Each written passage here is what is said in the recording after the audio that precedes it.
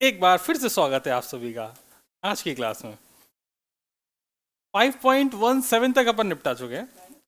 5.18 9.18 से शुरुआत है। कह रहा है the image of a small electric bulb fixed on the wall of room is to be obtained on the opposite wall 3 metre away by means of a large convex lens.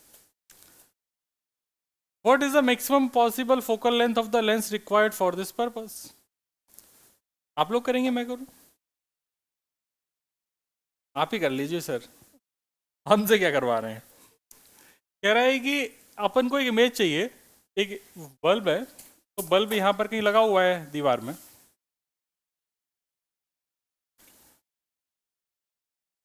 दूसरी wall है जो यहाँ से 3 metre दूरी पर है। यहाँ पर तुम्हें इसकी इमेज चाहिए। यार अगर यहाँ पर तुम्हें इसकी इमेज चाहिए तो इसका मतलब ये है कि तुमको जो भी लेंस है वो लेंस को बीच में लगाना चाहिए। जब लेंस बीच में लगा हुआ है तभी ये ऑब्जेक्ट का काम करेगा और इसकी इमेज यहाँ बननी चाहिए दीवार पे, मतलब स्क्रीन बननी चाहिए। अगर स्क्रीन की तरह ये दीवार काम करेगी तो बनने वाली इमेज का नेचर रियल होगा। रियल इमेज चाहिए, ऑब्जेक्ट ये है। तो what is the possible focal length of the lens required. तो दूरी उसने बता रखी है कुछ, तो हाँ एक्स मान लेते हैं। तो ये हो जाएगा आपके पास 3 - x। अब ऑब्जेक्ट ऐसा है तो रे इधर से चलेगी और यहाँ पर इसकी इमेज बनेगी। इस तरीके की सिचुएशन है। तो u अगर देखा जाए तो u इज़ -x है। v की वैल्यू देखी जाए तो 3 - x है लेकिन प्लस में है। और फोकल लेंथ हमको पता करनी है। 1/v - 1/u is equal to 1/f। 1/3 - x minus minus plus x 1/f। x plus 3 - x divided by 3 minus x into x is equal to 1/f। तो यहाँ पे अपने पास फोकल लेंथ आ गई 3 - x डिवाइडेड बाई 3। लेकिन अभी भी x तो variable ही है, और अगर x वेरिएबल है तो इस x को कैसे पता किया जाए। तो बोल रहा है लार्ज कॉन्वेक्स लेंस है, बिल्कुल सही बात है। What is the maximum possible focal length of the lens required for this purpose. Maximum focal length का मतलब क्या है? मैक्सिमम फोकल लेंथ से क्या जानने की इच्छा रख रहा है ये? हम्म,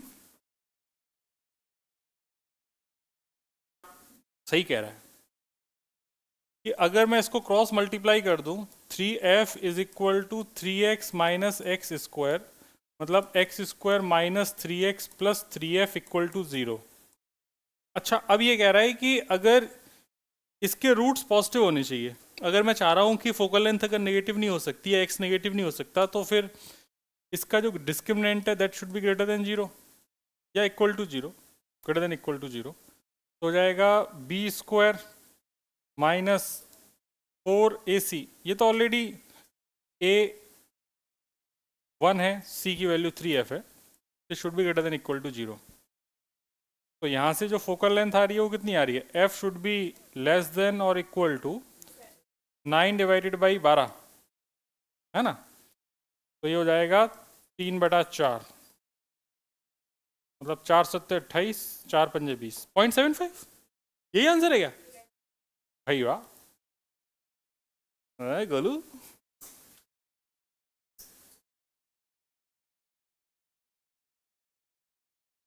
ठीक है दोस्त। अच्छा एक काम करेंगे, ऐसे तुम अगर लिखते हुए तो टाइम वेस्ट होगा, सीधा क्वेश्चन ही करते जाएं। लिखने के लिए एक काम करेंगे कि आप लोग पीडीएफ शेयर कर देंगे, तो आप लोग लिख लेना, है कि नहीं। या थोड़ा एफर्ट्स मारने हैं। एफर्ट्स सर अगला क्वेश्चन देखते हैं। A screen is placed 90 centimetre from an object. The image of the object on the screen formed by convex lenses to different locations separated by 20 centimeter determine the focal length of the lens। ये जो question है, ये question जिस topic का है वो topic तुम्हारे NCERT से हटा दिया गया है, बट ये क्वेश्चन हटाना भूल गए हैं, तो इसके लिए वो टॉपिक मुझे पढ़ाना पड़ेगा। तो आप लोग क्या अच्छा रखते हैं, पढ़ा दूं? देखो, तो लाओ पढ़ा ही देते हैं। देखो बात ऐसी है कि टॉपिक है बड़ा वो, तो आराम से सुन लेंगे। 10 मिनट का काम है, 2 मिनट का नहीं, 10 मिनट का।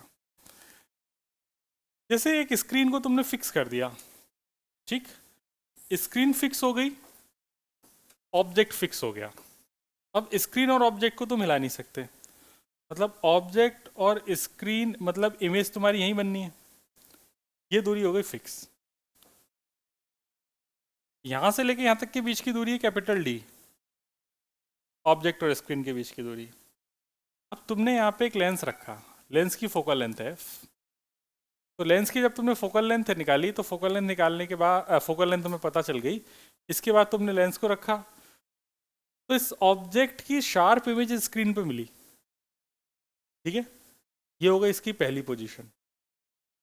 उसके बाद हमने क्या किया कि इस लेंस को आगे बढ़ाया, एक दूसरी पोजीशन पता करी जहां पर वापस से हमें शार्प इमेज मिलेगी। इन दोनों पोजीशन के बीच की डिफरेंस उस क्वेश्चन में पूछी गई है। समझ गए बात को? अच्छा, अब इसको किया कैसे जाता है? तो करने का तरीका बड़ा सिंपल है, आप लोग खुद भी कर सकते हो। इसमें फॉर्मूला लगेगा 1/v minus 1/u is equal to 1/f। आप इनिशियल पोजीशन को यहां से x दूरी पर मान लो, तो यहां पर आप लिखेंगे 1/d माइनस एक्स, आपकी यहां से लेके यहां तक की डिस्टेंस हो जाएगी image distance, that is d minus x. Minus you की जगह आप माइनस एक्स डाल देंगे, फोकल लेंथ f हो जाएगी। यहाँ से सॉल्व करके अपन x निकाल लेंगे, x कितना आएगा 1/d minus x plus 1/x is equal to 1/f। तो ये हो जाएगा x into x plus d minus x divided by x into d minus x is equal to 1/f। अरे भाई बस, फिर इसके बाद x से x कट जाएगा, तो ये बनेगा d f is equal to x into d minus x. तो ये हो जाएगा x d minus x square d f, तो x square minus x d plus d f equal to 0। ये क्वाड्रेटिक बन गई x में। इसके रूट्स निकाल लेते हैं, तो इसके रूट्स निकालेंगे तो रूट्स हो जाएंगे, फॉर्मूला था minus b plus minus under root b square minus 4ac divided by 2 है। इसके दोनों रूट्स पता चल गए। अब इन अगर तुम दोनों रूट्स को गौर से देखो, तो इसको थोड़ा सा और सिंप्लीफाई कर लेते हैं, कुछ कुछ तुम्हें और दिखेगा। अभी d कॉमन ले लोगे तो अंदर क्या बचेगा, d minus 4f divided by 2। तो पहली बात तो ये कहता है कि इसके जो दो रूट्स हैं, दैट इज x1 और x2, ये x1 x2 इसकी दो पोजीशन है जो हम यहाँ पर बात कर रहे हैं। मतलब यहाँ से लेके यहाँ तक की दूरी x1 और यहाँ से लेके यहाँ तक की दूरी x2, ठीक है। इन दोनों पोजीशन की अगर बात करी जाए जो कि आपके सामने है, अगर तुम चाहते हो कि इसके रूट्स रियल हों, तो जो इस डिस्क्रिमिनेंट की बात है, दैट इज अंडर रूट को तो हटाओ, इसके लिए d ब्रैकेट में d minus 4f this should be greater than equal to 0। इसका मतलब d should be greater than 4f greater than और इक्वल टू 4f होना चाहिए। मतलब इन दोनों ऑब्जेक्ट और स्क्रीन के बीच की जो डिस्टेंस है, वो इस लेंस जो जिसका आप इस्तेमाल कर रहे हैं उसकी फोकल लेंथ का कम से कम 4 गुना तो हो। अगर डिस्टिंक्ट चाहिए तो तुम्हें ग्रेटर देन 4f होनी चाहिए, और अगर सेम रूट्स चाहिए तो 4f भी काम चल जाएगा। मतलब एक पोजीशन चाहिए तो 4f, दो पोजीशन चाहिए तो मोर देन 4f, कोई पोजीशन नहीं चाहिए तो लेस देन 4। इतना समझ में आ गया? ठीक है। अब ये दोनों रूट्स हैं x1 और x2, जरा इन x1 x2 में से इनको घटाया जाए, तो x1 x2 को घटाने पे तुम्हें क्या मिल रहा है, जरा देखो जरा। तो ये हो जाएगा x1 माइनस x2, एक प्लस के साथ एक माइनस के साथ, तो मैं लिखूंगा d plus minus under root d square minus 4df, plus minus क्यों लगा रहा हूँ भाई, divided by 2 minus d minus under root d square minus 4df divided by 2। चमकी बात? तो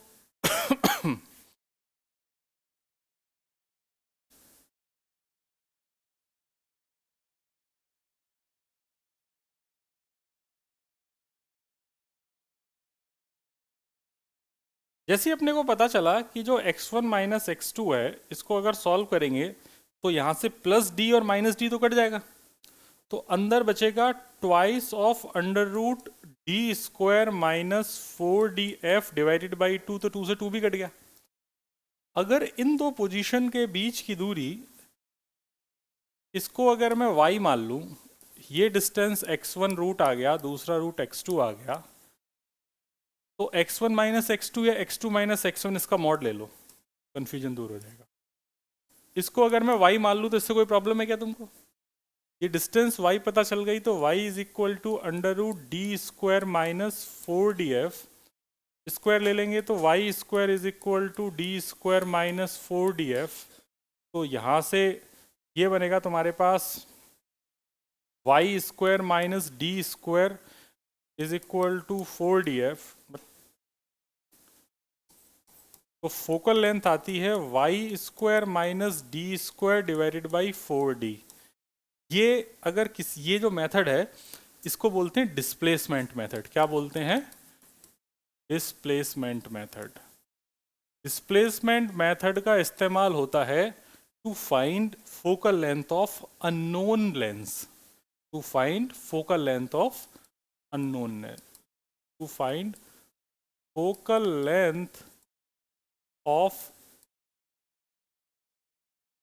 अननोन लेंस। कोई भी अननोन लेंस उसकी फोकल लेंथ अगर पता करनी है तो उसके लिए अपन इसका इस्तेमाल करते हैं।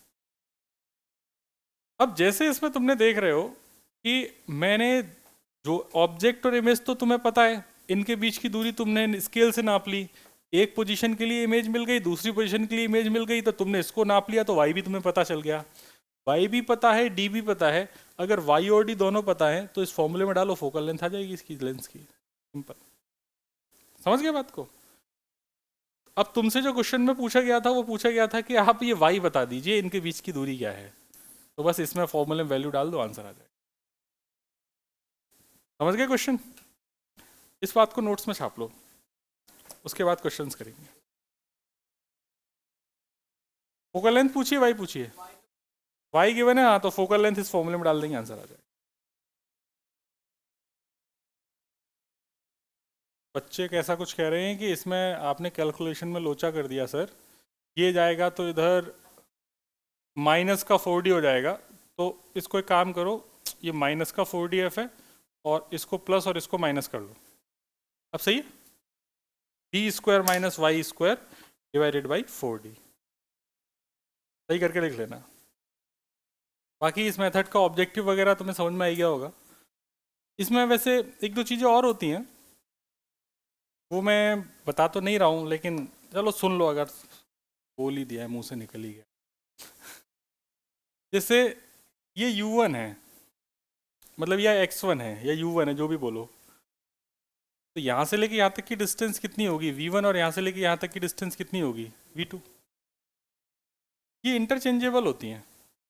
मतलब अगर तुमसे मैं बोलूँ तो जो u1 है या x1 है, x1 बराबर होगी v2 के, और जो x2 है वो बराबर होगी v1 के। ये एक कंक्लूजन निकल के आता है इसमें।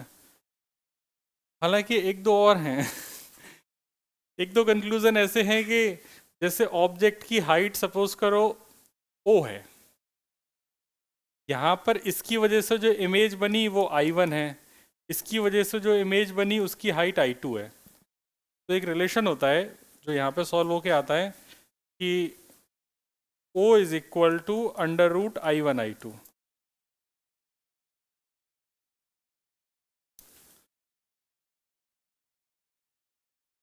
और भी रिलेशन है वैसे तो, लेकिन ठीक है, चलो इतने में काम हो जाएगा। वैसे सब एक्स्ट्रा ही है, तो सब तो क्वेश्चन आया इसकी वजह से बता दिया, वरना तो मैं बताता भी नहीं।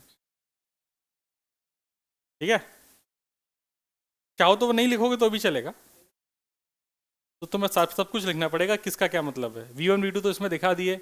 o हाइट ऑफ ऑब्जेक्ट है, I1 हाइट ऑफ इमेज है।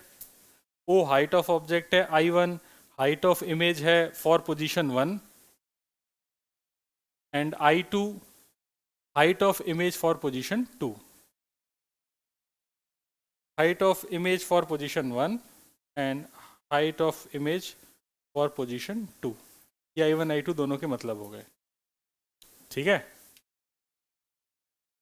ठीक है दोस्त, तो सारे रिजल्ट समझ में आ गए। ठीक है,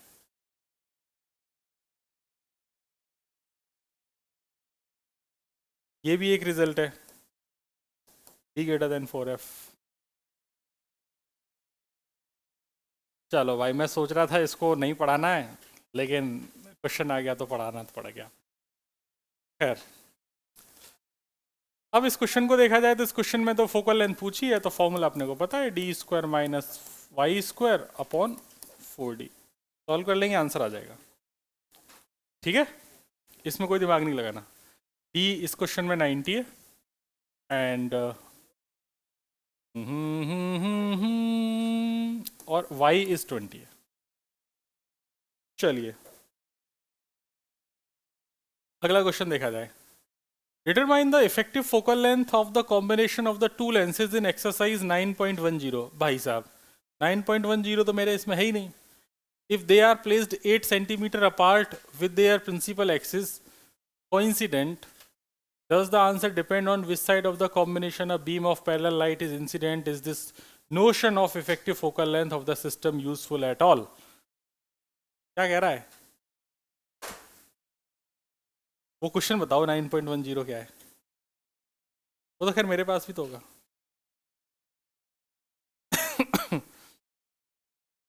नाइन पॉइंट वन जीरो 9.10 ये क्वेश्चन था कि what is the focal length of convex lens of focal length 30 centimetre. 30 centimetre इसकी फोकल लेंथ 30 सेंटीमीटर, एंड एक कॉनकेव है F2, इसकी फोकल लेंथ है 20 सेंटीमीटर। ये दोनों लास्ट टाइम चिपका के रखे थे, इस बार दूर दूर रखे हैं बस इस वाले क्वेश्चन में। और ये अपना क्वेश्चन नंबर कौन सा है? 9.20। तो determine the effective focal length of the combination of the two lenses in this question if they are placed 8 centimetre apart. अगर इनके बीच की दूरी 8 सेंटीमीटर है, तो बोल रहा है कि अगर 8 सेंटीमीटर दूर है तो अच्छा, इसका इफेक्टिव फोकल लेंथ पूछ रहा है। देखो यार, इफेक्टिव फोकल लेंथ निकालने का क्या तरीका हो सकता है? तुम फोकल लेंथ का मतलब क्या समझते थे? क्या फोकल लेंथ कैसे निकाला करते थे अपन किसी भी सिस्टम की? कि जहां पर अपन ऑब्जेक्ट को रख दें, उसकी इमेज अगर इन्फिनिटी पे बन गई तो हमारे लिए क्या हो गया। ठीक, वैसे तो इसका एक डायरेक्ट फॉर्मूला है, डायरेक्ट फॉर्मूला है P of system is equal to P1 plus P2 minus DP1 P2। मतलब इसका फॉर्मूला है 1/f of system is equal to 1/f1 plus 1/f2 minus D/f1 F2। इसमें सीधा वैल्यू डालेंगे, आंसर निकालेंगे। तो 1/f of system is equal to 1/ focal length है 30 plus 1/ minus का 20 माइनस D इज 8, और ये हो जाएगा 30 इंटू माइनस का 20। इसको सॉल्व कर लेंगे तो ये बचेगा माइनस का 10/30 इंटू 20। ठीक है दोस्त, और हो जाएगा माइनस माइनस प्लस का 8/30 इंटू 20। तो ये हो जाएगा मेरे पास कितना, 10 में से 8 गए तो माइनस का 2, और ये हो जाएगा अपने पास माइनस का 2, 3 दूनी 600।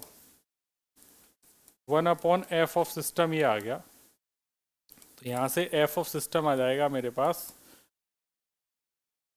माइनस का 300। यही आंसर है क्या?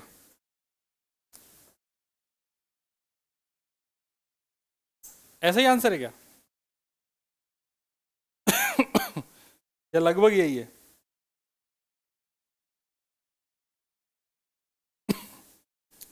कितना आंसर है इसका?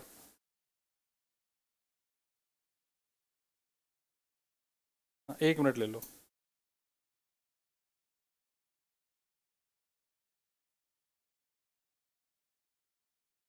कितना है? 216। 216 कैसे आ रहा है? हमने पावर का फॉर्मूला सही लगाया है क्या? पावर 1/f होती है, -1/f होती है? लेंस की?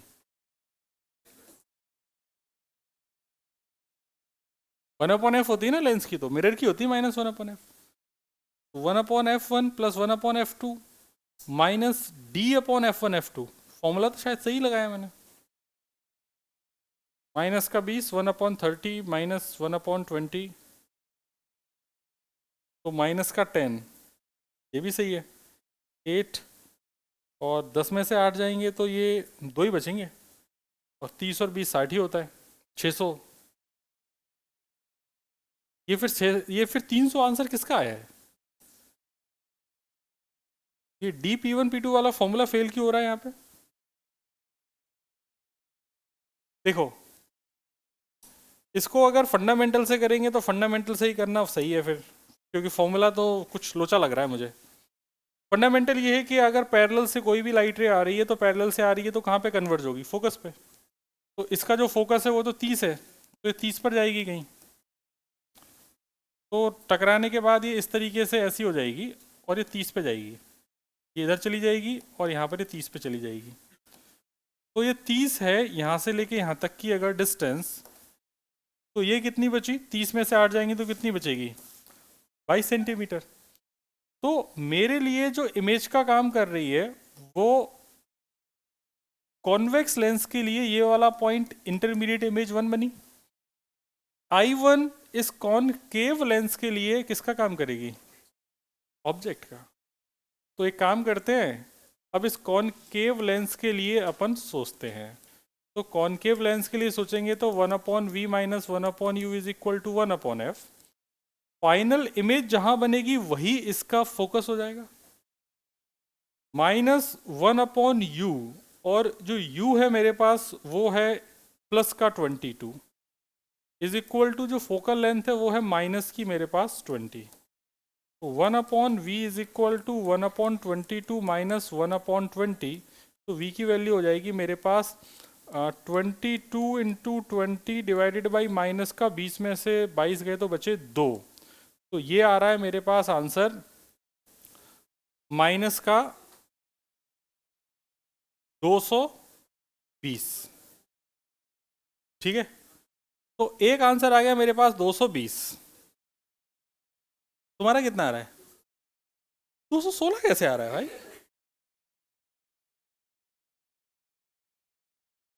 200।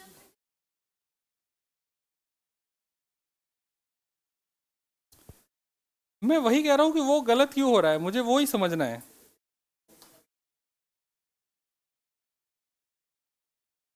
एनसीईआरटी के सोल्यूशन भी आते हैं क्या?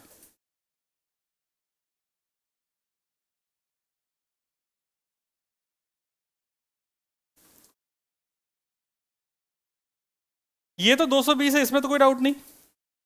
अच्छा, और जब भी अब इस तरीके के क्वेश्चंस में जो इन्होंने अच्छा आंसर पूरे सिस्टम का पूछा है ना, तो सिस्टम का आंसर जब भी लिखा जाता है ना तो यहां से लिखा जाता है ना। V2 तो 220 ही है, तो वो आंसर यहां से लिखा जाएगा इसके सेंटर से। तो अपन को 4 और घटाना पड़ेगा, तो मेरा जो आंसर हो जाएगा वो माइनस का 220, मतलब ये पीछे की तरफ आएगा माइनस का 220। तो 220 माइनस 4, तो 220 माइनस 4 जो मेरे पास फोकल लेंथ आ जाएगी वो हो जाएगी 220 माइनस का 4, मतलब -220। ऐसा लिखना चाहिए, -220 माइनस का 4, इस तरीके से लिखना चाहिए क्योंकि पीछे है। तो ये आ जाएगा माइनस का आपके पास 200। ये एक मेथड हो गया। अब इसका दूसरा मेथड देखो, ये है क्वेश्चन कहाँ है, कहाँ तक पहुंच गई ये?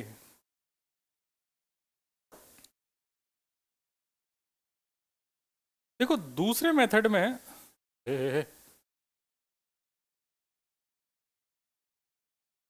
दूसरे मेथड में जो इसका दूसरा आंसर आ रहा है वो दूसरा आंसर सिर्फ इसलिए आ रहा है क्योंकि उसमें तुमने जो इंसिडेंट रे है ना वो एक साइड की बजाय दूसरे साइड से मान लिए। मतलब पहले जब इंसिडेंस हो रहा है तो पहला जो इंसिडेंस है वो कहाँ पे हो रहा है? पता नहीं होता क्या इससे?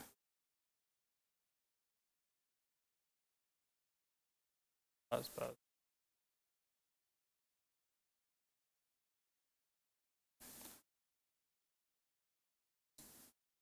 मतलब इस केस में अगर देखा जाए तो ज़्यादा छोटा हो गया यार।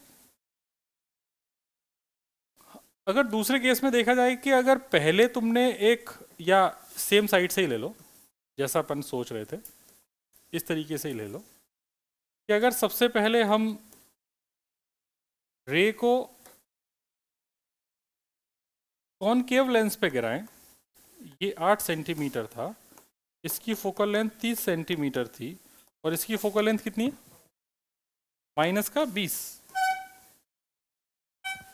अभी तक जो रे गई थी वो लेफ्ट साइड से आ रही थी, अब रे राइट साइड से आ रही है।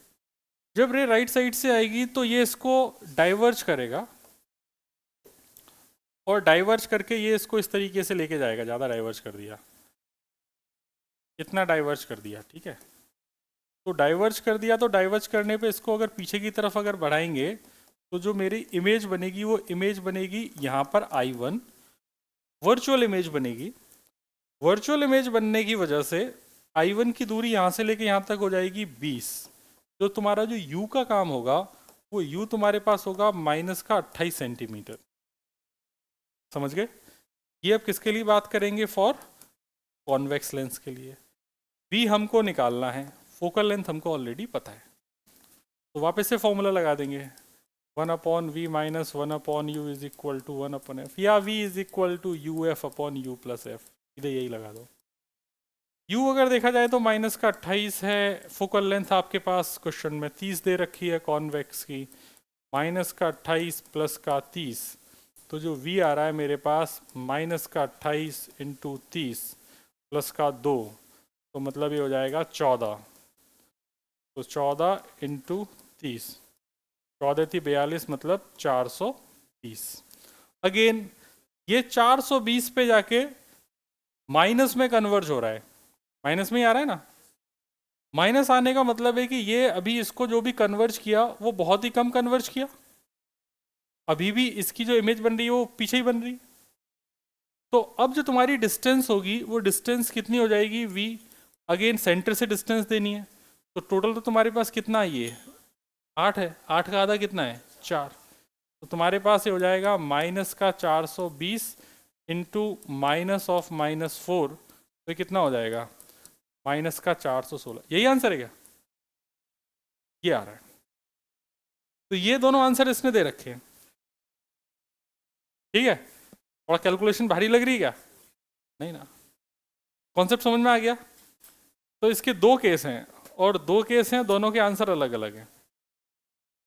उसके बाद उसने नीचे एक और बात बोली है कि is the notion of effective focal length of the system useful at all, तो इसका आंसर है नहीं, कोई सेंस ही नहीं बना रहा, क्योंकि एक साइड से अलग फोकल लेंथ है और दूसरी साइड से अलग फोकल लेंथ है। अब दोनों साइड से अगर सिस्टम की अलग फोकल लेंथ है तो फिर आपके लिए क्या यूजफुल है, ओके। लेकिन लिखने की जरूरत नहीं है, आप लोगों को नोट्स मिल जाएंगे जो कि कभी वापस से लिखे नहीं जाएंगे, हाँ हाँ, वो मैंने इरेज कर दिया। उसका उसका नहीं, फॉर्मूला का लिखना है तो फॉर्मूला उसका वो था, जो कि मैं श्योर हूँ यार फॉर्मूला तो यही था इसका। इस कंफ्यूजन को मैं दूर करता हूँ, मैं खुद नहीं समझ पा रहा हूँ ऐसा क्यों हो रहा है, ऐसा होना नहीं चाहिए, है ना। या तो क्योंकि गलत, मैं गलत इतना नहीं हो सकता यार, इतना गलत नहीं हो सकता। An object 1.5 centimeter in size is placed on the side of convex lens in the arrangement 1. The distance between the object and the convex lens is 40 centimeter. अब देखो, अब ये घटिया क्वेश्चन हो गया कि कॉन्वेक्स लेंस है, यहाँ पे एक ऑब्जेक्ट रख दिया, इसकी हाइट ऑफ ऑब्जेक्ट इस 1.5 सेंटीमीटर है, यहाँ से लेके यहाँ तक की दूरी 40 सेंटीमीटर है, एक अपन ने कॉनकेव लेंस रखा है, इसकी फोकल लेंथ 30 सेंटीमीटर है, इसकी फोकल लेंथ माइनस का 20 सेंटीमीटर है, इनके बीच की दूरी 8 सेंटीमीटर है। Determine the magnification produced by the two lens. इस क्वेश्चन को करने का सबसे सही तरीका ये है कि आप पहले इस वाले पर्टिकुलर, इस वाले जो पहला लेंस है, दूसरा लेंस अभी मानो ही मत कि दुनिया में कोई दूसरा लेंस है, सिर्फ एक लेंस मानो। जैसे एक लेंस मानोगे तो एक लेंस से मैग्नीफिकेशन निकाल सकते हैं अपन, तो एक लेंस से मैग्नीफिकेशन निकालते हैं M1। तो m1 हो जाएगा height of image upon height of object is equal to f upon f plus u, formula तो यही है। तो यहाँ पर तुम्हारे पास फोकल लेंथ 30 और u की जगह डाल देंगे -40, तो ये हो जाएगा 30 डिवाइडेड बाई -10, मतलब मैग्नीफिकेशन आ गया -3। Height of image divided by 1.5, तो ये हो जाएगा -3। तो हाइट ऑफ इमेज आ रही है 15×45, मतलब -4.5 centimetre. Enlarge and inverted image बनेगी। कहाँ बनेगी अब वो पता करते हैं। तो कहाँ बनेगी, तो इसके लिए मैंने v निकाला। v आ जाएगा मेरे पास u f upon u plus f. कौन सा फॉर्मूला है? Lens formula. u है तुम्हारे पास -40, फोकल लेंथ अपने पास कितनी है लाला? 30, एंड u इज -40 प्लस का 30, तो -40 प्लस का 30 -10 डिस्क्यों माइनस से माइनस, 4×3 = 12, 120 सेंटीमीटर दूरी पर। तो इसका मतलब जो इसकी इमेज बन रही है वो इसकी इमेज यहाँ से कहीं आगे 120 सेंटीमीटर, मतलब यहाँ से तो 120 - 8 कितना होता है? 112 सेंटीमीटर हुआ ना? हाँ है ना? यहाँ से टोटल 120 है, 120 में से 8 गए तो कितने बचे? 112। तो जो इमेज बन रही है वो 112 पे बन रही है, तो इंटरमीडिएट इमेज I1 हो गई। ये जो इंटरमीडिएट इमेज I1 है ये दूसरे के लिए किसका काम करेगी? ऑब्जेक्ट का। अब आप लोगों को सिर्फ हाइट ऑफ द इमेज ही तो चाहिए, आपको फाइनल लोकेशन तो चाहिए नहीं। तो फिर अब आप थोड़ा दिमाग लगाओ। तो मैं फॉर कॉनकेव लेंस के लिए सिर्फ मैग्नीफिकेशन से ही काम चला लूँगा। मैं बोलूँगा यार एक काम कर, मैग्नीफिकेशन हो जाएगा height of image upon height of object. Height of image मुझे निकालनी है, हाइट ऑफ ऑब्जेक्ट भी मुझे पता है -4.5। माइनस का मतलब उल्टा है, नीचे -y में है ना। इज इक्वल टू, फॉर्मूला क्या था? फॉर्मूला था f upon f plus you. हो जाएगा height of image divided by -4.5। Focal length है अपने पास इसकी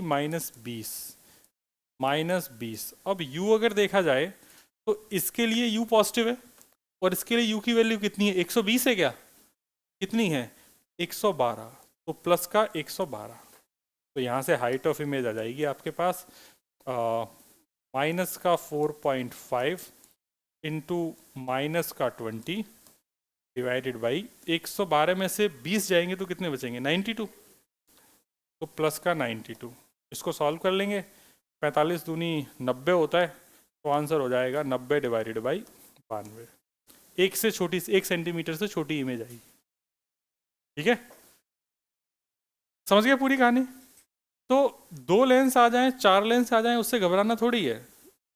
उनको एक बार में एक ही लेंस समझो, दूसरे लेंस के बारे में डिस्कशन ही मत करो।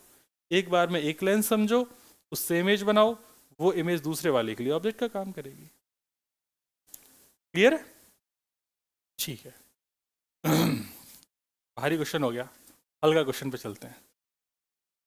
हल्का क्वेश्चन ये कह रहा है कि एट, लावण्या कोई प्रॉब्लम बेटा? At what angle should a ray of light to be incident on the face of prism of refractive angle 60 degree. तो एक प्रिज्म बना लेते हैं, ये प्रिज्म है, ये एंगल है 60 डिग्री। प्रिज्म का रिफ्रैक्टिंग एंगल है आई पूछा है हमसे, so that it just suffer total internal reflection at the other face. मतलब यहाँ से जाने के बाद ये TIR कर जाए तो क्रिटिकल सिचुएशन ये हो गई, क्रिटिकल सिचुएशन ये हो गई, तो ये एंगल कितना हो गया? θc। तो ये जो R है, R की वैल्यू कितनी हो गई? हमें पता है R1 प्लस R2 A के बराबर होता है, that is R1 plus θc is equal to 60 degree. तो R1 की वैल्यू हो गई 60 माइनस θc। इतना क्लियर? फिर हमसे कह रहा है कि अगर इसका म्यू 1.524, बड़ा प्रिसाइज बोला है, 1.524 है, तो आप हमें आई बता दीजिए। क्वेश्चन खत्म हो जाता है। इसके बाद सबसे पहले स्नेल्स लॉ लगाएंगे सेकंड सरफेस पे। सेकंड सरफेस, ये सेकंड सरफेस हो गई, ये वाली फर्स्ट सरफेस हो गई। सेकंड सरफेस पे स्नेल्स लॉ लगा के हम बोलेंगे mu sine θc is equal to sine 90 into 1। तो यहाँ से sine θc is equal to 1 by mu, that is 1 upon 1.524। ये तुम्हें पता है इसकी वैल्यू कितनी होती है? मुझे भी नहीं पता। तो 1.524 का अगर अपन इन्वर्स ले लें तो इन्वर्स का कहाँ गया ऑप्शन? अरे रुक जा भाई, मेरे कैलकुलेटर में इन्वर्स का ऑप्शन गायब हो गया। हाँ ये गया 1/x, तो जाएगा 0.656, और इसका अगर साइन इन्वर्स ले लें तो 41 डिग्री हो जाता है। तो साइन मतलब theta c is equal to sine inverse of 0.656, ये होता है 41 डिग्री। तुमसे तो होना नहीं है क्योंकि हमसे ही नहीं होना है, ना हमसे होना ना तुमसे होना, तो चिल मारो, इतना जीवन में लोड लेने की जरूरत नहीं है। थीटा सी पता चल गया, फिर हमसे बोला है कि अब आप पहली सरफेस पर बात कर लीजिए।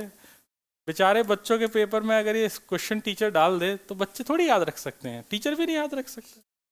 अगर ऐसा है तो फिर एक काम करना, इसका एक सोल्यूशन मैं बताता हूँ। अगर ये ऐसे क्वेश्चन कभी पेपर में टीचर दे देना तो एक नया क्वेश्चन लेके जाना, उस क्वेश्चन में डेटा जो तुम्हारा मन करे यहाँ आड़ा तिरछे तुम खुद लिख देना, कहना मैडम ये क्वेश्चन नहीं सॉल्व हो रहा है, ये क्वेश्चन सॉल्व कर दो बस। तो वापस से स्नेल सो लगा देंगे, तो 1 into sine i is equal to mu into sine r. तो sine i is equal to mu is 1.524 into sine r. तो बेटा साइन 60 माइनस 41 कितने बचे? 19। साइन 19 की वैल्यू तुम्हें बचपन से याद ही कर ही रखी है तुमने। साइन 19 डिग्री कितना होता है? साइन 19 इज 0.32 इसमें अगर मल्टीप्लाई कर दिया जाए 1.524 का तो ये हो जाता है भाई 0.496, और ये हम अप्रोक्सीमेटली इसको 0.5 बोल सकते हैं। तो अब हम बोल सकते हैं कि हाँ भाई इसका आंसर 30 डिग्री अप्रोक्सीमेटली हो सकता है। एग्जैक्ट चाहिए? एग्जैक्ट बताता हूँ आपको। एग्जैक्ट है 29.74 डिग्री। 29.74 डिग्री। राउंड ऑफ कर लेंगे।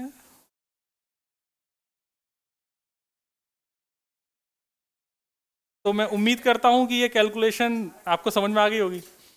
तुम देख रहे हो कि फिजिक्स नहीं है, फिजिक्स तो स्नेल्स लॉ थी जो कि तुम्हें आता है। तुम्हें क्या नहीं आता? समझ गए? तो मेन कल्प्रिट मैथ्स है। तुम्हें वैल्यू नहीं आता, मैं क्या करूं? तुम्हें साइन 19 डिग्री की वैल्यू नहीं पता, तुमको साइन 41 की वैल्यू नहीं पता, तो मैं कुछ नहीं कर सकता। Good question. अच्छा याद भी नहीं करनी है ना, कोई ऐसा सर ने बोला ऐसा याद भी नहीं करनी है ना, कंफ्यूजन मत रहना। कह रहा है card sheet divided into squares, each of size 1 mm square is being viewed at a distance of 9 centimetre through a magnifying glass. कर लो भाई, ग्लास से देख लो, हम क्या करें उसमें। अच्छा 9 सेंटीमीटर दूरी से देख रहे हैं, इसका मतलब u की वैल्यू 9 सेंटीमीटर है, u is -9 centimetre. A converging glass of focal length, तो मतलब कॉन्वेक्स ग्लास है तो फोकल लेंथ है इसकी 9 सेंटीमीटर, आंख के पास रखा गया है। समझ गए?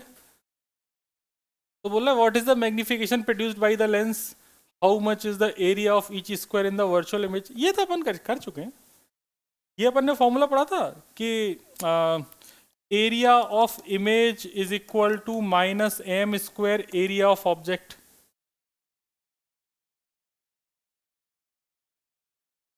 नहीं याद है? वो याद करो, स्टार्टिंग में अपन मैग्निफिकेशन पढ़ रहे थे, सुपरफिशियल मैग्निफिकेशन, याद आ रहा है अब? हाँ तो वही तो है, area of image upon area of object is equal to -m square, वही फॉर्मूला है। तो मैग्निफिकेशन में बस वैल्यू डाल देनी है, f upon f plus u का whole square into area of object, area of image आ जाएगा। कोई इसमें दिमाग लगाने की जरूरत नहीं है। ठीक है? किसी को ये डाउट तो नहीं है कि ये फॉर्मूले क्यों है? इसका भी रीज़न है। अरे यार हर चीज़ का रीज़न होता है, ऐसा थोड़ी कुछ भी। जैसे मान लो ये ऑब्जेक्ट है, ऑब्जेक्ट दिख गया तुम्हें, यहाँ कहीं लेंस है बीच में। अब इसकी ये तो हो गई, ये रेक्टेंगल एरिया है, ये रेक्टेंगल है, या एक किताब दे दो, तो जैसे ये तो हो गई इसकी विड्थ, ये हो गई इसकी हाइट या लेंथ, जो भी बोल लो। तो एरिया के लिए क्या करोगे तुम, दिस इनटू दिस करते हो ना। तो एक ऑब्जेक्ट मानो ये, इस ऑब्जेक्ट की जो इमेज बनेगी उसका मैग्निफिकेशन कुछ होगा। ये इस एक ऑब्जेक्ट मानो इसे, इसकी भी इमेज बनेगी, इसका भी मैग्निफिकेशन कुछ होगा। जब इमेज का एरिया लिखोगे तो क्या लिखोगे, तुम लिखोगे हाइट ऑफ इमेज, या एरिया लिखोगे इमेज का length of image into width of image, ऐसा लिखोगे। आया ना। लेंथ ऑफ इमेज ऑलरेडी तुम निकाल चुके हो पहले। लेंथ ऑफ इमेज तुमने कैसे निकाली है, देखो मैग्निफिकेशन था length of image upon length of object. Magnification था जो दूसरा वाला हो जाएगा width of image upon width of object. तो वहां से अगर लेंथ ऑफ इमेज डालोगे तो हो जाएगा magnification length of object into magnification length of magnification width of object.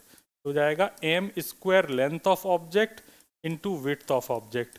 ये हो जाएगा एरिया ऑफ ऑब्जेक्ट। बस यही फॉर्मूला है एरिया ऑफ इमेज। ठीक है, माइनस साइन आता है उसके नेचर की वजह से, ऊपर नीचे। ठीक है, तो खैर बात तुम समझ गए, ये सब अपन को ध्यान नहीं देना है। फॉर्मूले में वैल्यू डालो, आंसर निकालो। What is the angular magnification of the lens. Angular magnification क्या होता है, मैग्नीफाइंग पावर। और एंगुलर मैग्निफिकेशन क्या होता है, मैग्नीफाइंग पावर। उसके लिए हमने क्या फॉर्मूला पढ़ा था, बोलो, D by you E. Simple microscope का क्या फॉर्मूला था मैग्नीफाइंग पावर का, D by you E. Magnifying power का फॉर्मूला था डी बाई यू ई, या डी बाई, यहाँ पे तो एक ही है तो डी बाई यू। तो डी तुम्हारे पास 25 है और यू की वैल्यू कितनी है 9, तो आंसर है 25/9, खत्म। ओके, इतना ही फॉर्मूला था। तुम्हें याद है कि नहीं सिंपल माइक्रोस्कोप की magnifying power. Is the magnification in first part equal to the magnifying power in the second part. नहीं, ऐसा नहीं होगा, ये अलग अलग होगा। सॉल्व कर लो, सॉल्व करके बताओ सेम आ रहा है अलग अलग आ रहा है। ये सेम नहीं होना चाहिए। वैल्यू डालो, बताओ।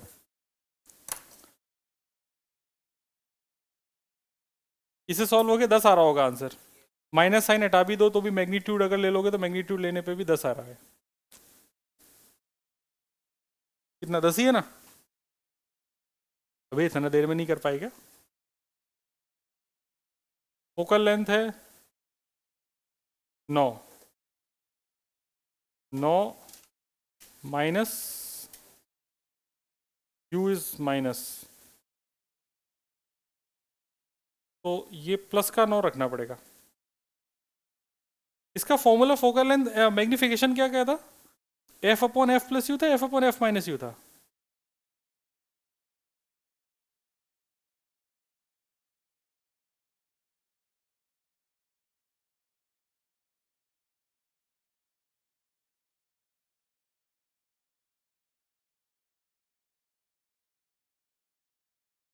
प्लस है ना, हाँ तो प्लस है तो सही है। तो ये फिर 9 is being viewed at a distance of 9 centimetre through a magnifying glass. कितना आ रहा है इससे आंसर सॉल्व करके, अगर इसको प्लस 9 ले लेते हैं तो, प्लस 9 लेते हैं तो कितना आ रहा है 1/2। 1/2 का स्क्वायर कितना हो गया 1/। भाई ये क्वेश्चन गलत है, ये क्वेश्चन गलत है, ये क्वेश्चन सही नहीं है। अगर इसकी फोकल लेंथ 9 सेंटीमीटर है, 9 सेंटीमीटर फोकल लेंथ पे जो मैग्निफिकेशन है वो इन्फानाइट हो रहा है, यहाँ -9 आएगा। ये क्वेश्चन गलत है, ये क्वेश्चन नहीं किया जा सकता है। बाकी फॉर्मूला तुम्हें पता चल गया, ये क्वेश्चन 9.22 क्वेश्चन गलत है। एनसीईआरटी में गड़बड़ है तो मैं क्या करूं।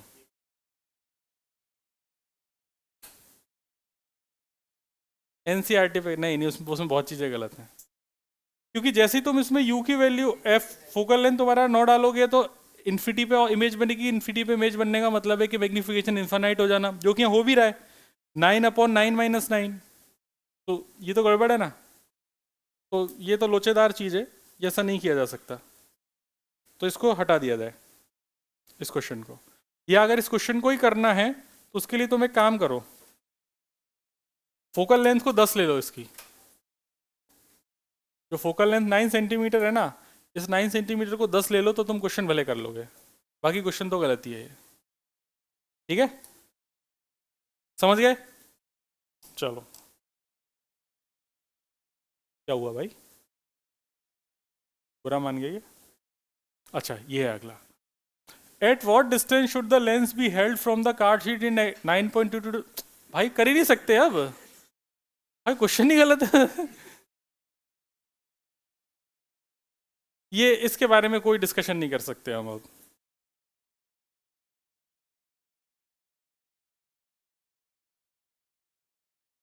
What should be the distance? अच्छा, तो भाई मैं गलत क्वेश्चन कैसे सॉल्व करूं?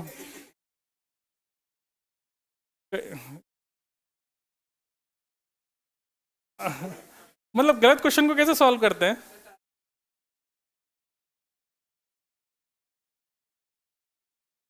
द एंगल सब्सटेंड 25 करते हैं भाई। मतलब ये क्या हो रहा है भाई? ऐसा कैसे हो सकता है कि एक क्वेश्चन इस पे 3 क्वेश्चन बनाए और ओरिजिनल क्वेश्चन ही गलत कर दिया? आप लोगों ने ये क्वेश्चन पहले सॉल्व किए हैं क्या स्कूल वगैरह में? हाँ मतलब, ये मतलब कैसे करेंगे? मैं खुद ही कंफ्यूज हूँ, इसको करेंगे कैसे अगर इन्फिनिटी पे है तो? इमेज का साइज एनसीईआरटी में कहाँ सोल्यूशन है दिखाओ। ये तो इंटरेस्टिंग चीज बता रहा है। अगर सोल्यूशन है तो देखो भाई, इन्होंने क्या सोल्यूशन मान के किया है, गलत क्वेश्चन का सोल्यूशन कैसे निकाला है? आ? ऐसे कैसे ले लिया 10?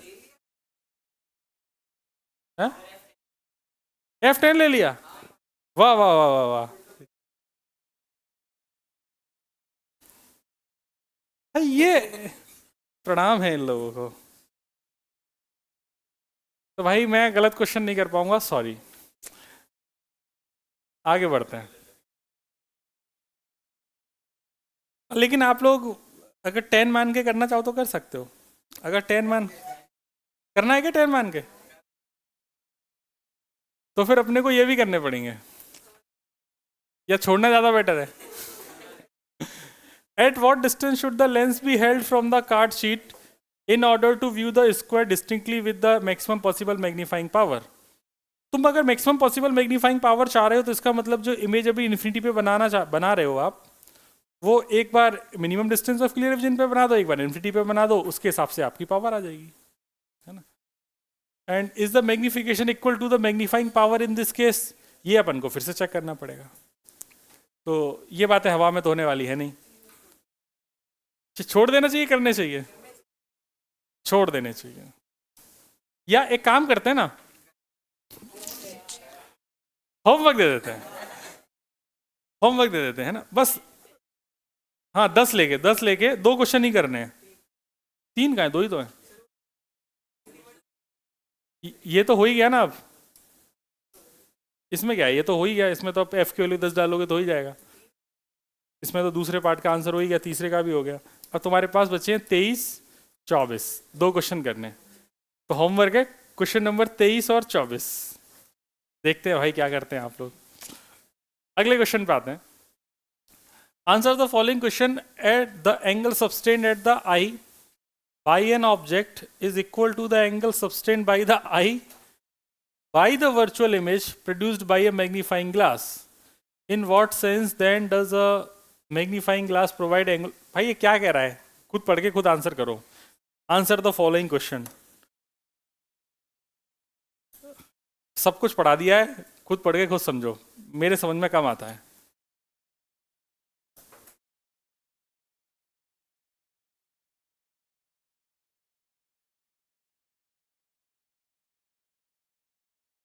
पढ़ लिया क्वेश्चन?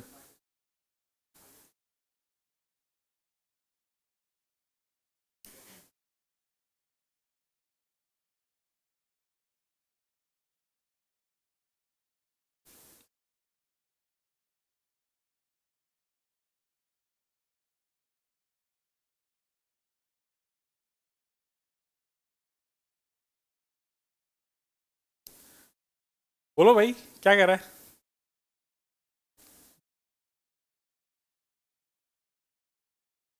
क्वेश्चन तो समझाओ मुझे, क्या कह रहा है क्वेश्चन।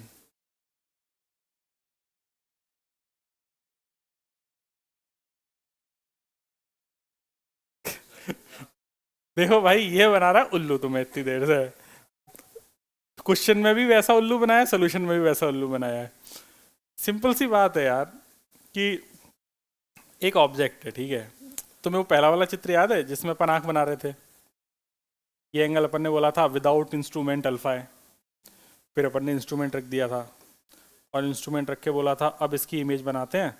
ये ऑब्जेक्ट की बड़ी सी इमेज बना दी थी और फिर अपन ने बोला था कि भाई ये एंगल हो गया बीटा, तो ये एंगल भी हो गया बीटा। और अपन यहाँ से देखेंगे तो बीटा अपॉन अल्फा को अपन ने मैग्नीफाइंग पावर या एंगुलर मैग्निफिकेशन बोल दिया था। याद आ गया थ्योरी वाला। वो ये कह रहा है कि तुम यहाँ पर जो एंगल को तुम देख रहे हो, जो एंगल इमेज बना रही है वही एंगल ऑब्जेक्ट बना रहा है। छोटा वाला ऑब्जेक्ट है, बड़ी वाली इमेज है, दोनों ही मिलके एंगल क्या बना रहे हैं, आंख पे बीटा बना रहे हैं, हाँ है ना।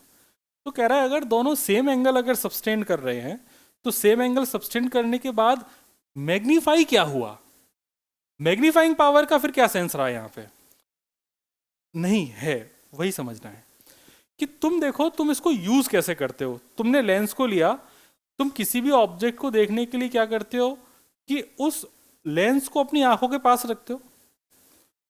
तुम्हारी आंखों की जो रेंज है वो 25 सेंटीमीटर से आगे ही चीजें क्लियर देख सकती हैं, लेकिन अब तुम क्या कर रहे हो कि उस लेंस को आंखों के पास रखे जो इमेज दूर बन रही थी उसको पास लाके बना रहे हो ताकि तुम्हें जूम करके दिखाई दे। तो विदाउट मैग्नीफाइंग पावर जो अपने आंखों की तुमने least distance of distinct vision 25 centimetre है उससे घटा दी, वो विदाउट लेंस पॉसिबल है क्या।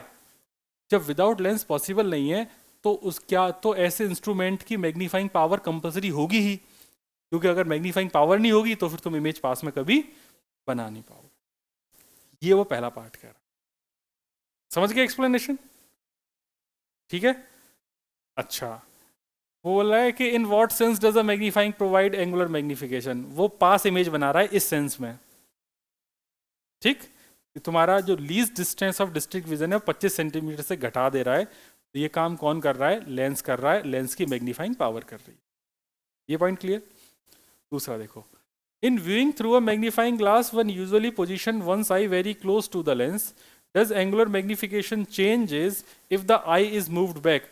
अगर आंख को अपन दूर ले जाएं, ये पास में था, आंख को दूर ले जाएं मतलब अब लेंस और आंख के बीच की दूरी बढ़ गई, तो क्या इससे एंगुलर मैग्निफिकेशन पे कोई फर्क पड़ेगा या नहीं पड़ेगा, ये पूछ रहा है, बताइए।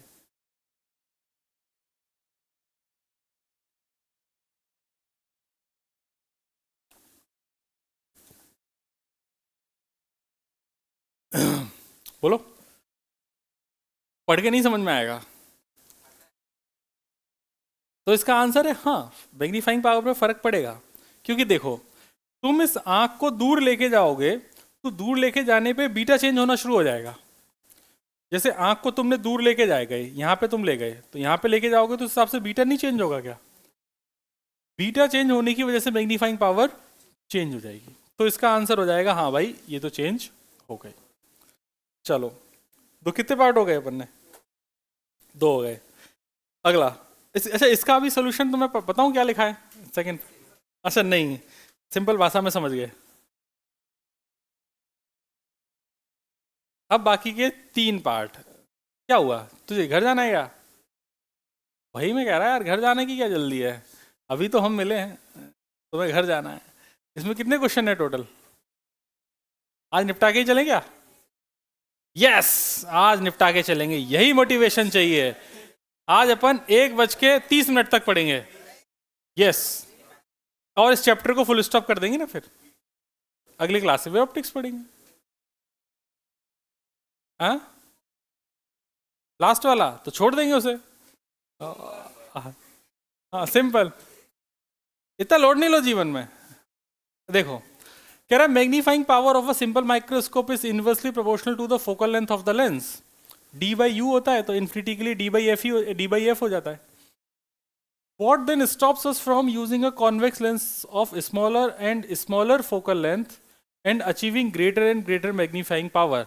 ऐसा हम क्यों नहीं कर सकते कि यार जो इंस्ट्रूमेंट है, तुम्हें पता है मैग्नीफाइंग पावर d/f है इन्फिनिटी पे इमेज बनाने के लिए, तो हम एक काम करें, मैग्नीफाइंग पावर हम बढ़ा देते हैं। उसके लिए हम क्या करें कि फोकल लेंथ को छोटा ले लें और बहुत छोटा ले लें।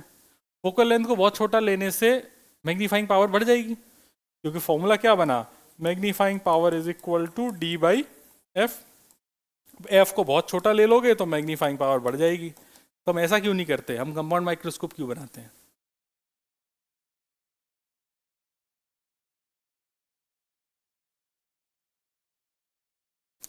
बोलो।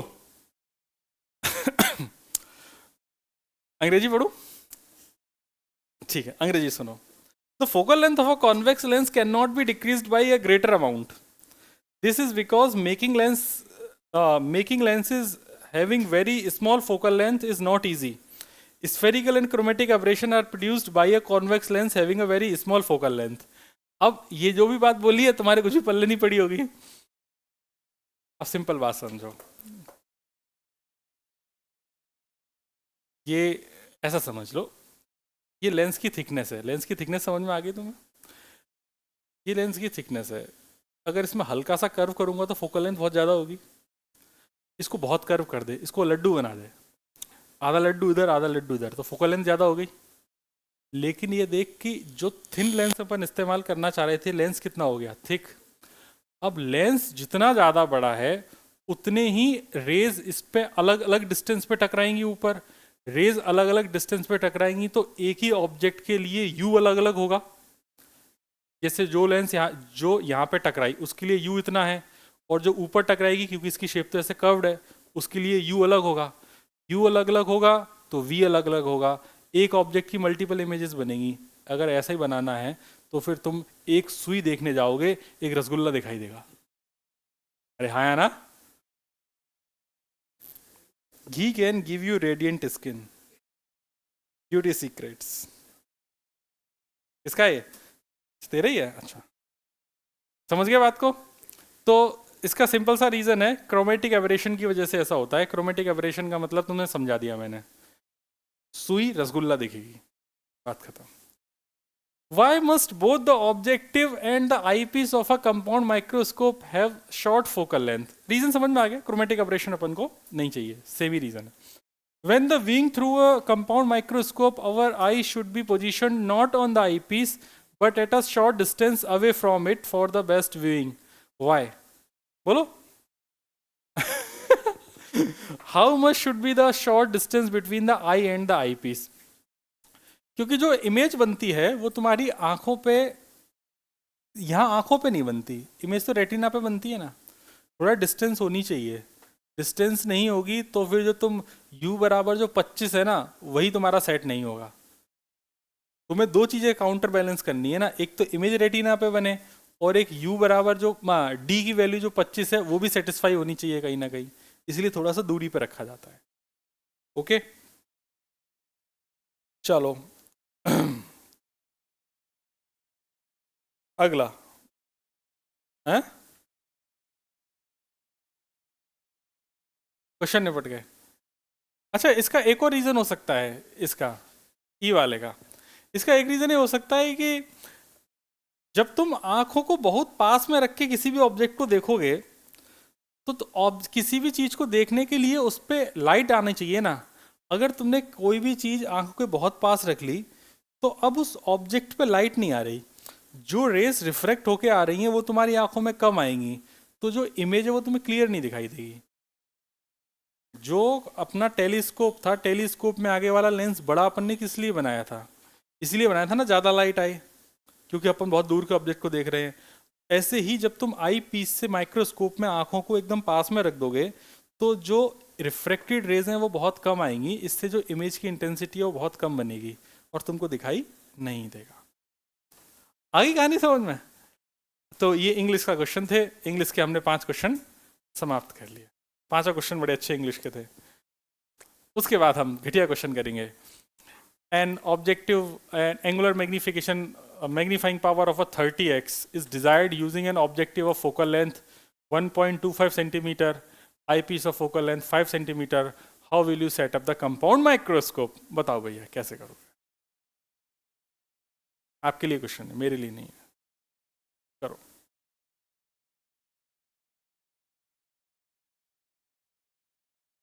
तीस गुना चाहिए, मैग्नीफाइंग पावर 30 होनी चाहिए। जब हो जाए तो बता देना।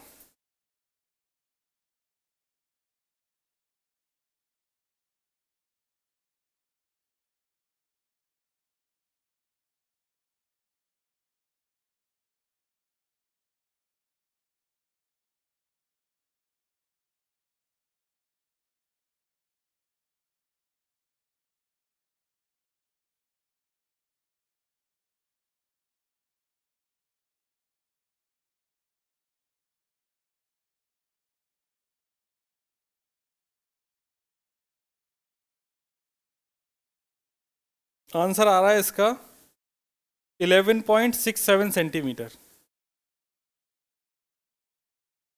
आंसर है इसका 11.67 सेंटीमीटर। किसी का आए तो बताओ। अरे तुमने आंसर ही लिख दिया डायरेक्ट, वाह। तो उसकी पड़ोसी कॉपी में क्यों लिखा जा रहा है? बेटा किसी की जिंदगी में चरस नहीं बोनी है, खुद की जिंदगी काफी रहती है।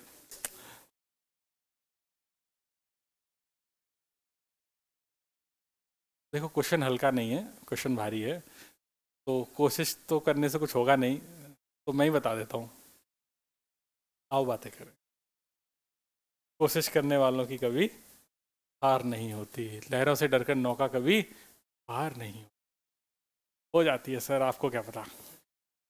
कंपाउंड माइक्रोस्कोप मतलब एक छुटका लेंस और एक बड़का लेंस, यही था। ऑब्जेक्टिव की फोकल लेंथ है 1.25 सेंटीमीटर एंड आई पीस की फोकल लेंथ है 5 सेंटीमीटर, और हमें इसकी मैग्नीफाइंग पावर चाहिए 30। भाई ये गेम मेरा मेन, ठीक है। तो अगर तुम यहां पर देखोगे तो इसका फॉर्मूला था VO upon UO 1 plus D/FE is equal to 30, यही था ना फॉर्मूला। VO पता नहीं है, UO कोई आइडिया नहीं है क्योंकि कुछ दिया ही नहीं है, तो हम तो least distance of district vision के लिए सॉल्व करेंगे, कम से कम इतना तो हो। उसके लिए मैंने फॉर्मूला में ये वैल्यू डालना शुरू कर दिया। 1 प्लस D इज 25, FE की वैल्यू है 5, तो ये हो जाएगा 30, तो ये हो जाएगा 5 और 1 6, 6 पंजे 30, मतलब VO by UO is equal to 5। इतना चमक गया, एक काम तो मुझे समझ में आ गया। फिर मुझे ये पता है कि 1/V minus 1/E is equal to 1/F होता है। इसको मैं ऑब्जेक्टिव के लिए खेल लूँ। ऑब्जेक्टिव के लिए मैंने VO is 5 times of UO, ठीक है। U लेकिन तुम्हारे लिए नेगेटिव है, ये बात ध्यान रखना, क्योंकि ऑब्जेक्ट को तो तुम पीछे ही रखोगे ना, ऑब्जेक्टिव के, ऑब्जेक्टिव तुम्हारा इधर ही होगा ना, तो ये UO होगा ना। इज इक्वल टू इसकी फोकल लेंथ है 1.25। अब यहाँ पे कितने वेरिएबल दिख रहे हैं तुमको? तो बस वही आंसर खत्म। समझ गए बात को? तो ये हो गया तुम्हारे पास 1/5U, मतलब ऊपर जाएगा तो 5 में से 5 और 1 6 हो जाएगा, 6/5U0 इज इक्वल टू 1.25 कितना होता है? 5/4 नहीं, 1.25 होता है कितना है? 5/4 होता है ना, 5 का आधा 2.5 है, तो ये हो जाएगा 5/4, तो U हो जाएगा 3/2, 1.5। यही है क्या? ये तो UO आया है। उसने पूछा क्या है, how will you set up the compound microscope, उसने UO पूछा ही नहीं है। इसका मतलब वो ये चाह रहा है कि भाई साहब आप इन दोनों के बीच की दूरी बताएं, L ट्यूब लेंथ। जब आप minimum distance of clear vision के लिए पूरा सेटअप करेंगे तो आप बोलेंगे कि देखो सर जो L है ना वो L होगा VO प्लस UE, सही बात है। तो VO तो मैंने UO मुझे पता है, तो यहाँ से मैं वीओ निकाल लूँगा। वीओ हो जाएगा 5 टाइम्स यूओ, दैट इज 5 इंटू 1.5, तो मतलब 7.5 सेंटीमीटर। वीओ तो चलो पता चल गया, लेकिन क्या यूई पता चला है अभी? नहीं। तो यूई निकालने के लिए हम बात करेंगे आई पीस के लिए। तो मैं फाइनल जो इमेज चाहिए वो कहाँ चाहिए? फाइनल इमेज 25 पे चाहिए, उस साइड चाहिए, तो v इज माइनस का 25। बहुत अच्छा। यूई तुमको पता करना है, एफ ई तुम निकाल चुके हो, एफ ई तुम्हारे पास 5 सेंटीमीटर क्वेश्चन में गिवन है। तो वापस से फॉर्मूला लगाएंगे, 1/v minus 1/u is equal to 1/f। तो 1/ माइनस का 25 माइनस 1/ue, और ये हो जाएगा 1/5। ठीक है। तो 1/ue is equal to 1/ minus का 25 माइनस का 1/5। तो ue की वैल्यू कितनी आ रही है? 5 25, 5 और 1 6, तो मतलब माइनस का 25/6। ये कितना होता है? 6 चौक 24, 1 1 6 7 8 तीनों बोल दे रहे हो। चलो 1.6 मान लेते हैं, ठीक। तो तुम्हें यूई पता चल गया, अब तुमको सारी चीज पता है, यूई भी पता है, वीओ भी पता है, अब तुम्हारा काम हो गया। तो अब ये सारी वैल्यू तुम्हें पता चल गई हैं, वैल्यू डालो, आंसर निकालो।